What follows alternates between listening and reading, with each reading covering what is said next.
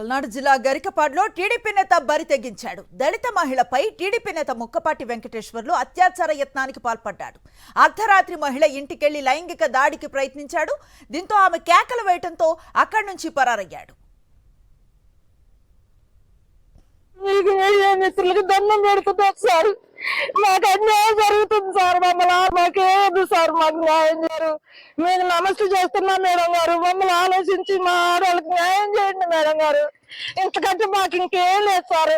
న్యాయం చేస్తారా? మమ్మల్ని ఈ ముత్రం పెట్రోల్ పోసుకొని తాగమడమంటారా సార్? న్యాయం చేయండి సార్.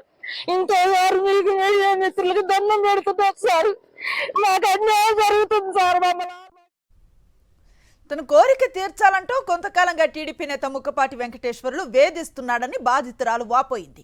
కోరిక తీర్చకపోవడంతో తనను కులం పేరుతో దూషించాడని ఆమె ఆవేదన వ్యక్తం చేస్తోంది.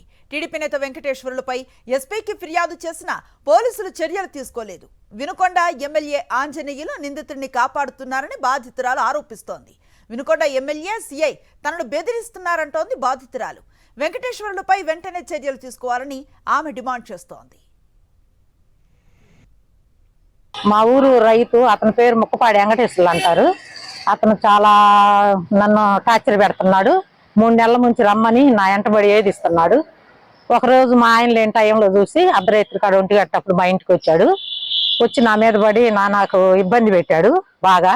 నేను చెయ్యి కొరికి ఇదిలించుకొని లేచి పక్కకి వెళ్ళిపోయి లైట్ వేసాను. నా కొడుకు మోగా చెవుడు సార్, నా కొడుకు చాలా మాటలు రావు. అతను చూసి చేయి పట్టుకుని పోతున్నాడు అన్నాడు సార్. నాకు చాలా బాధ వేసింది. బయటకు వెళ్ళి చూసి బండి వేసుకొని వెళ్ళిపోయాడు సార్. బండి వేసుకొని వెళ్ళిపోయిన తర్వాత నేను ఏం చేయాలని అర్థం కాలేదు. ఆ రోజు మా ఆయన నా కూతురు కాడికి వెళ్ళాడు సార్. తెల్లారి వచ్చాడు. నేను జరిగిందంతా మా ఆయనకి చెప్పుకున్నాను సార్. చెప్పుకుంటే మా ఆయన ఏం చేసేవాడు, పెద్దవాళ్ళు వాళ్ళతో ఎందుకు నువ్వు కాముగుండు, మన పరివైపోయింది రోడ్డు ఎక్కితే అని చెప్పొద్దు అన్నాడు సార్. నా ఆత్మాభిమానం దెబ్బతిన్నది సార్. నేను పట్టుకోలేక కాదు నేను కేసు పెట్టాల్సిందంటే వాళ్ళు టీడీపీ వాళ్ళు కేసు పెట్టి ఏం చేయగలుగుతావు అన్నారు సార్. వాళ్ళు పిలిపించారు సార్ సిఐ గారు. నన్ను పిలిపిస్తే వాళ్ళు ఏం చేశారు, ఆయన సిఐ గారు, ఏమ్మా అతను టీడీపీ నాయకుడు, అతను ఆంజనేయుల మనిషి అమ్మ, రైట్ హ్యాండ్ గా ఉంటాడు, మనం ఏం చేయలేమమ్మా, మీరు కాంప్రమైజ్ అవ్వచ్చు కదా, ఊళ్ళో వాళ్ళు ఒకరికొకరు మాట్లాడుకొని అదేదో సాల్వ్ చేసుకోవచ్చు కానీ మాట్లాడారు సార్. నాకు భలే బాధ వేసింది సార్. అంటే మేము ఈ కులంలో పుట్టడం దరిద్ర మాది వాళ్ళ కులాలలో పుట్టడం మేము చేసుకున్న పాపమా సార్.